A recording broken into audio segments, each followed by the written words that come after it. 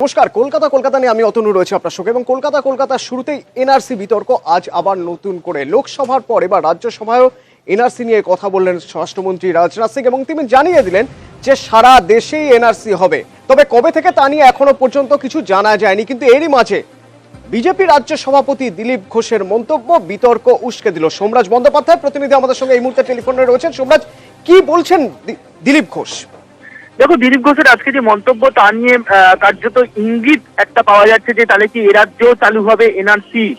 অন্তত দিলীপ ঘোষের আজকের যে সাংবাদিক সম্মেলনের প্রেক্ষিতে যে সিটিজেনশিপ অ্যামেন্ডমেন্ট বিল, তার যে সংশোধনী বিল, এই যে সংশোধনী বিল যে পাশ হয়েছে গতকাল এবং তার পরিপ্রেক্ষিতে আজকের যে সাংবাদিক সম্মেলন, সেই সাংবাদিক সম্মেলনের প্রেক্ষিতেই এনআরসি নিয়ে বক্তব্য দিলীপ ঘোষের।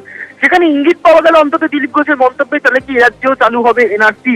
দেখো, লোকসভা ভোটের প্রাক্কালে দিলীপ ঘোষের এই মন্তব্য যথেষ্ট তাৎপর্যপূর্ণ, কারণ রাজনাথ সিং তিনি বলছেন যে প্রান্তিক যে রাজ্যগুলি, সেই রাজ্যগুলিতে এনআরসি চালু করা হবে। কবে চালু করা হবে তা নিশ্চিত করে বলা হয়নি। আর সেই প্রেক্ষিতেই দিলীপ ঘোষের এই মন্তব্য যথেষ্ট তাৎপর্যপূর্ণ। অন্তত এ রাজ্যে এনআরসি চালু হবার একটা ইঙ্গিত আজকে দিলীপ ঘোষের মন্তব্য থেকে পাওয়া যাচ্ছে। ধন্যবাদ সোমরাজ, একবার শুনবো কি বলছেন বিজেপি রাজ্য সভাপতি দিলীপ ঘোষ।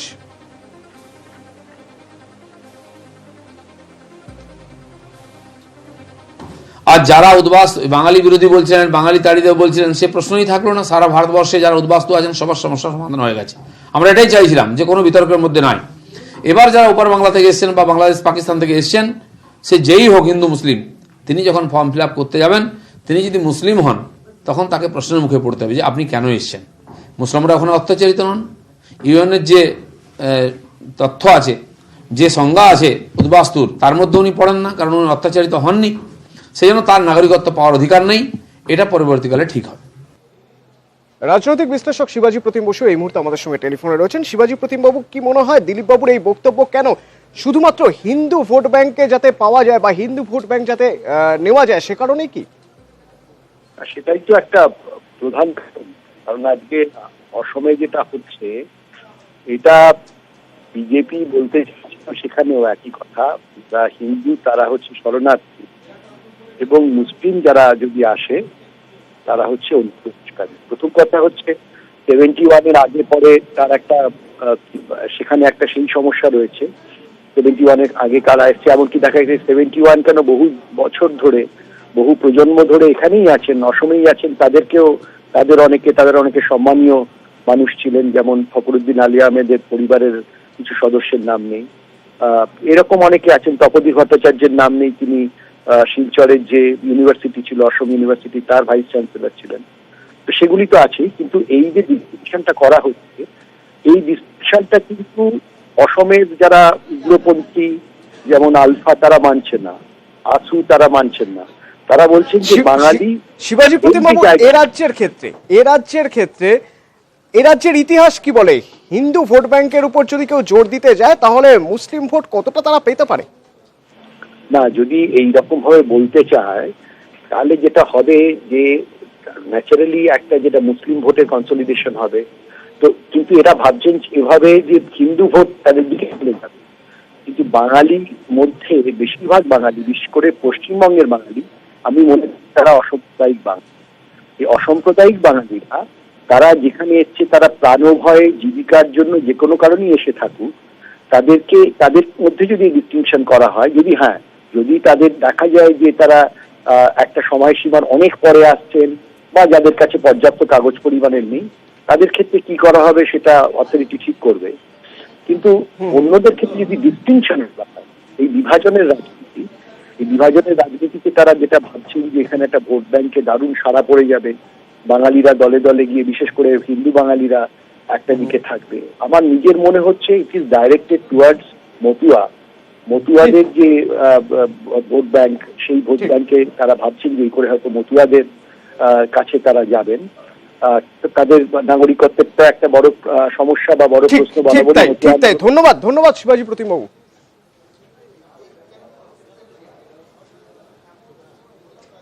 এরই পাশাপাশি এই মোদী সরকারের নাগরিকত্ব সংশোধন বিল যা নিয়ে উত্তর পূর্ব ভারতে রীতিমতো বলা যেতে পারে অশান্তি ছড়িয়ে পড়েছে। একদিকে অসম, এরই পাশাপাশি ত্রিপুরা এবং মণিপুরও। যদিও এই সব পরিস্থিতির মধ্যে দাঁড়িয়েও কেন্দ্রীয় স্বরাষ্ট্রমন্ত্রী রাজনাথ সিং এর দাবি পরিস্থিতির নিয়ন্ত্রণের মধ্যে রয়েছেন এবং উত্তর পূর্বের মুখ্যমন্ত্রীদের সঙ্গে বৈঠক করবেন তিনি। This is a divisive bill और आसाम में आग जला रहे हैं। दिल्ली से राजनाथ सिंह जी को पता नहीं है कि बिल पास होने से आसाम में आग जलेगा। এই আশঙ্কার মধ্যেই মঙ্গলবার লোকসভায় নাগরিকত্ব সংশোধনী বিল পাস করায় মোদী সরকার, আর সেদিনই অসম সহ উত্তর পূর্বের বিভিন্ন রাজ্যে আগুন জ্বলে। এই বিলের বিরোধিতায় উত্তর পূর্ব ভারত জুড়ে পথে নামে শতাধিক সংগঠন। বন্ধে অসমে চলে ভাঙচুর, পথ অবরোধ। বিজেপি শাসিত ত্রিপুরাতেও মোদী সরকারের বিলের বিরুদ্ধে বাঁধ রাখা হয়। সেখানে বাঁধ সমর্থকদের নিয়ন্ত্রণে আনতে পুলিশ লাঠি, কাঁদানে গ্যাস, জল কামান ব্যবহার করে। পুলিশের দাবি তাতেও কাজ না হয় বাধ্য হয়ে গুলি চালাতে হয়। গুলিতে একাধিক বাঁধ সমর্থক জখম হন। এতে বিড়ম্বনায় পড়ে মোদী সরকার। পরিস্থিতি এমনই যে বুধবার রাজ্যসভায় দাঁড়িয়ে জবাব দিতে হয় কেন্দ্রীয় স্বরাষ্ট্রমন্ত্রীকে। তিনি অসম ও উত্তর পূর্ব রাজ্যে পরিস্থিতি নিয়ে আশ্বস্ত করার চেষ্টা করেন, তবে এটাও মেনে নিয়েছেন এই বিল নিয়ে উত্তর পূর্বের নাগরিকদের একাংশের মনে আশঙ্কা তৈরি হয়েছে। सिटीजनशिप अमेंडमेंट बिल के संबंध में आपके तथा पूर्वोत्तर में जो कंसर्न हैं उनसे मैं अच्छी तरह अवगत हूं। सिटीजनशिप अमेंडमेंट बिल के संबंध में कुछ भ्रांतियां फैलाने की कोशिश की गई है। मैं यह बताना चाहूंगा कि हम सिटीजनशिप अमेंडमेंट बिल इसलिए लेकर आए हैं ताकि हमारे 3 पड़ोसी देशों के 6 अल्पसंख्यक समुदायों के माइग्रेंट की संकटपूर्ण परिस्थितियों का निवारण किया जा सके। इसको लेकर असम और नॉर्थ ईस्ट के कुछ अन्य राज्यों में भी कुछ लोगों के मन में शायद कुछ आशंकाएं हैं। অসমে কিন্তু এদিনও অশান্তির ঘটনা ঘটেছে। বিলের বিরোধিতায় সরব কৃষক মুক্তি সংগ্রাম সমিতি সহ বিভিন্ন সংগঠনের সমর্থকরা এদিনও বিক্ষোভ দেখান। পুলিশ বাধা দিতে গেলে সংঘর্ষ বাধে। মোদী সরকারের এই নাগরিকত্ব সংশোধনী বিলের বিরোধিতায় ইতিমধ্যেই এনডিএ ছেড়েছে অসম গণ পরিষদ। মণিপুরের ন্যাশনাল পিপলস পার্টিও হুমকি দিয়েছে গেরুয়া শিবির ছাড়ার। এমনকি সেখানকার রাজ্য সরকারও বলছে আগে মণিপুরবাসী অধিকার সুরক্ষিত করতে হবে। এই চাপের মাঝেই এদিন রাজ্যসভায় আশ্বস্ত করার চেষ্টা করলেন রাজনাথ সিং। আর মহারাষ্ট্রের জনসভা থেকে মুখ খুলতে হলো নরেন্দ্র মোদীকে। নিউজ 18 বাংলা। সংরক্ষণ আর নাগরিকত্ব সংশোধন এই দুটি বিল কতটা যে ভোটমুখী তা আরও একবার প্রমাণ হয়ে যায় যখন লোকসভায় এই দুটি বিল পাশ হয়ে যাওয়ার পরেই ভোট প্রচারে নেমে পড়েন প্রধানমন্ত্রী নরেন্দ্র মোদী। সোলাপুরে সরকারি সভা, সেই সরকারি সভায় হয়ে উঠল একরকম প্রচারের মাধ্যম এবং সেখানে প্রচার করতে গিয়ে রাফাল নিয়ে কংগ্রেসকে দুষতেও ছাড়লেন না।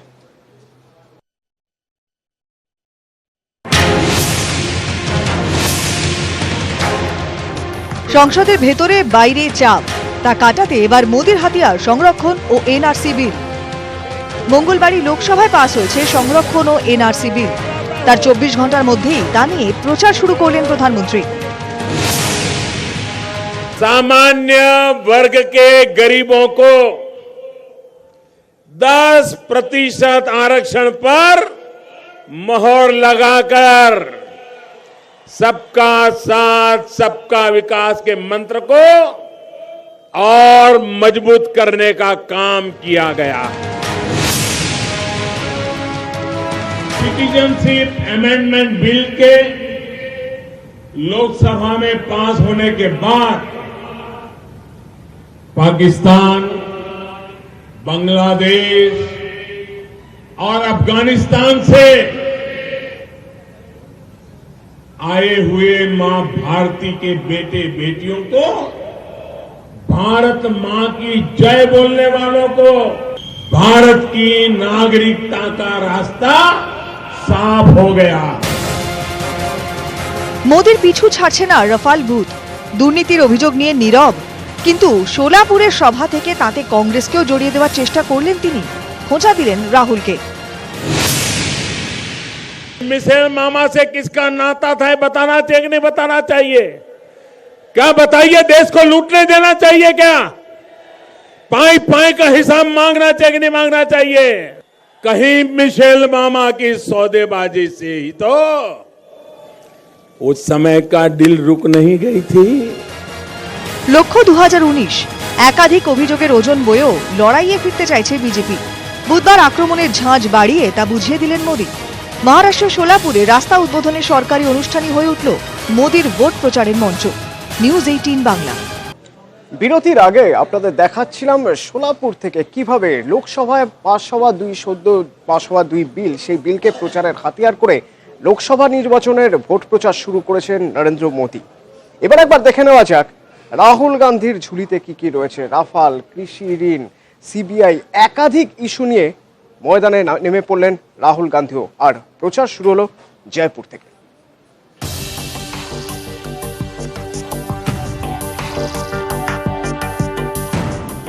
দুর্নীতি আর আছে দিনের প্রতিশ্রুতি। 4.5 বছর আগে এই দুই প্রতিশ্রুতিতেই ছুটেছিল নরেন্দ্র মোদীর বিজয় রথ। 2019-এ রাজনৈতিক আবহ পুরোপুরি বদলে গিয়েছে। মোদী সরকারের বিরুদ্ধে একগুচ্ছ অস্ত্র বিরোধীদের হাতে। क्योंकि चौकीदार जनता की अदालत से 56 इंच की छाती वाला चौकीदार भाग गया। রাফাল থেকে কৃষি ঋণ, এই দুই কি ফ্যাক্টর হয়ে উঠবে লোকসভা ভোটে? সে সম্ভাবনাই স্পষ্ট হচ্ছে কংগ্রেস সভাপতির বার্তায়। राफेल मामले में नरेंद्र मोदी ने अनिल अंबानी को 30,000 करोड़ रुपए हिंदुस्तान के युवाओं का पैसा दिया है। सुप्रीम कोर्ट ने अब कहा है कि सीबीआई डायरेक्टर को वापस डाला जाएगा। नरेंद्र मोदी जी ने राफेल मामले में सीबीआई डायरेक्टर हटाने का काम किया।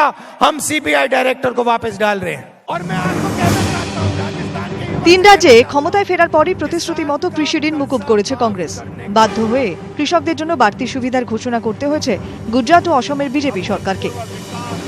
কৃষকদের সমর্থনকেই পাখির চোখ করে ঝাঁপাচ্ছে কংগ্রেস। मगर मालिक नरेंद्र मोदी जी ने 5 साल वायदे किए, हमने 2 दिन में करके दिखा दिया।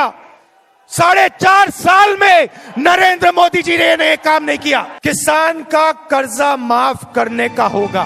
राजस्थान के युवाओं, রাজস্থানে কংগ্রেস সরকার প্রতিষ্ঠায় রাজ্যবাসীকে ধন্যবাদ জানানোর জন্যই সভা। সেই সভাকেই কার্যত লোকসভা ভোটের প্রচার মঞ্চে পরিণত করেন কংগ্রেস সভাপতি। একই সঙ্গে স্পষ্ট করেন লোকসভার প্রচারে রাফাল আর কৃষি ঋণই তাঁর তুরুপের তাস। নিউজ 18 বাংলা। যেখানে লোকসভা ভোট দোরগোড়ায়, সেখানে নজিরবিহীনভাবে দলের দুই সাংসদকে একযোগে একই দিনে বহিষ্কার করা হলো। তৃণমূলের দুই সাংসদকে বহিষ্কার করা হলো, অনুপম হাজরা এবং সৌমিত্র খাঁকে। এবং ইতিমধ্যেই সৌমিত্র খাঁ বিজেপিতে যোগ দিয়েছেন এবং অনুপম হাজরারও যোগ দেওয়ার সম্ভাবনা প্রবল।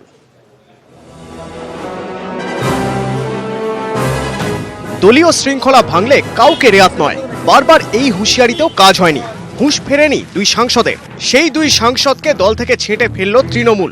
বহিষ্কার করা হলো বিষ্ণুপুরের সাংসদ সৌমিত্র খান এবং বোলপুরের সাংসদ অনুপম হাজরাকে। সৌমিত্র খান তাকে আর কয়েকদিন মাত্র আছে এমপি, আমরা তাকে দল থেকে সরিয়ে দিয়েছি। 1 বছর ধরে বিভিন্ন রকম বিতর্কে সৌমিত্র খান জড়িয়ে পড়েছে। সংগঠনের সঙ্গে তার কোনো রকম সম্পর্ক নেই। এ বলে আমায় দেখ, ও বলে আমায়। সোশ্যাল মিডিয়ায় একের পর এক বিতর্কিত পোস্ট করে খবরের শিরোনামে আসাটা অভ্যেস করে ফেলেছিলেন দুজনেই। তার সঙ্গে ছিল আরো দল বিরোধী কাজের অভিযোগ। নজরে সৌমিত্র, সোশ্যাল মিডিয়ায় দল বিরোধী পোস্ট, টাকা খরচের হিসেব দেননি, দলের স্বার্থ বিরোধী কাজেরও অভিযোগ। নজরে অনুপম, সোশ্যাল মিডিয়ায় একাধিক বিতর্কিত পোস্ট, অধ্যাপনার চাকরি নিয়েও বিতর্কে জড়ান, প্রার্থীর নামও ঘোষণা করে দেন, দলের বৈঠকেও যোগ দিতেন না, আর্থিক অনিয়মেরও অভিযোগ ছিল। সৌমিত্র বুধবার বিজেপিতে যোগ দিয়েছেন, অনুপমেরও বিজেপিতে যোগদান সময়ের অপেক্ষা। मैं नरेंद्र मोदी जी का सबका साथ सबका विकास इसके लिए ज्वाइन किया। তবে বহিষ্কৃত দুই সাংসদের জন্য কোনো ক্ষতির কথা মানছে না তৃণমূল নেতৃত্ব। চেঞ্জ করার থাকলে এত আগে করতে পারতো, এত লেটে কেন? আর ক্ষমতা থাকলে কালকে নির্বাচন করা। দলে বিজেপি নেওয়ার চেষ্টা করছে, ক্ষমতা থাকলে নির্বাচন করিয়ে একটাকে জিতে দেবে। যে 2টো সিট ভারতীয় জনতা পার্টির আছে, সে 2টো সিট রাখতে পারবে না। এদিন ইঙ্গিতপূর্ণ মন্তব্য করেছেন বিজেপির রাজ্য সভাপতি। দাবি করা হয় আরও কয়েকজন সাংসদ বিধায়ক গেরুয়া শিবিরে যোগ দিতে পারেন। নিউজ 18 বাংলা। কেন্দ্রীয় ট্রেড ইউনিয়ন এবং ফেডারেশনের ডাকা দুদিনের দেশ জোড়া ধর্মঘটের আজ ছিল দ্বিতীয় দিন। একবার দেখে নেওয়া যাক সার্বিকভাবে রাজ্যে কতটা প্রভাব পড়লো, আদৌ প্রভাব পড়লো কি।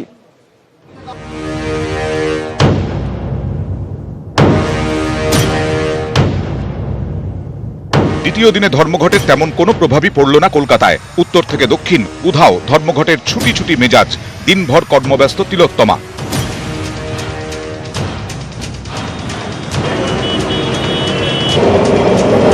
সময় মেনেই কিন্তু বাস ছাড়ছে, যাত্রী সংখ্যাও মোটের ওপর স্বাভাবিক সকালবেলার দিকে যেমনটা থাকে। ট্রেন তো স্বাভাবিক চলছে, তারপরে বাস ট্রাম সবই তো ঠিক মতো চলছে।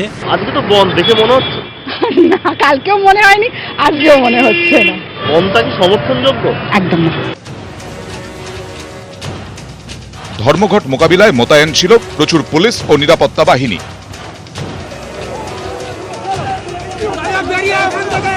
মঙ্গলবারের মতো বুধবারও ধর্মঘটের সমর্থনে রাস্তায় নামে বামেরা। যাদবপুরে সিপিএম নেতা সুজন চক্রবর্তী সহ বেশ কয়েকজনকে গ্রেফতার করা হয়। ভারতবর্ষে সফল, পশ্চিমবাংলাতে সফল। পশ্চিমবাংলাতে প্রত্যেকটি ইন্ডাস্ট্রিয়াল সেক্টর, কোল, স্টিল, টি, জুট, প্রতিটি সেক্টর কার্যত ফুল ধর্মঘট হয়েছে। মৌলালিতে মিছিলে নেতৃত্ব দেন সিটু নেতা অনাদি সাহু। ধর্মঘটের প্রথম দিন সকালবেলাতেই গ্রেপ্তার হতে হয়েছিল অনাদি সাহু সহ সিটুর একাধিক নেতৃত্বকে, কিন্তু পরের দিন তারা কৌশল বদলে রাজপথের বদলে মৌলালি এলাকার ছোট ছোট গলিতে মিছিল করলেন এবং তারা কিছুটা হলেও গ্রেপ্তারি আটকালেন। ধর্মঘটে সামিল না হয়েই ধর্মঘটের দুদিন কাটালো কলকাতা। বিচ্ছিন্নভাবে কিছু উত্তেজনা ছড়ালেও সামগ্রিকভাবে জনজীবন ছিল স্বাভাবিক। নিউজ 18 বাংলা।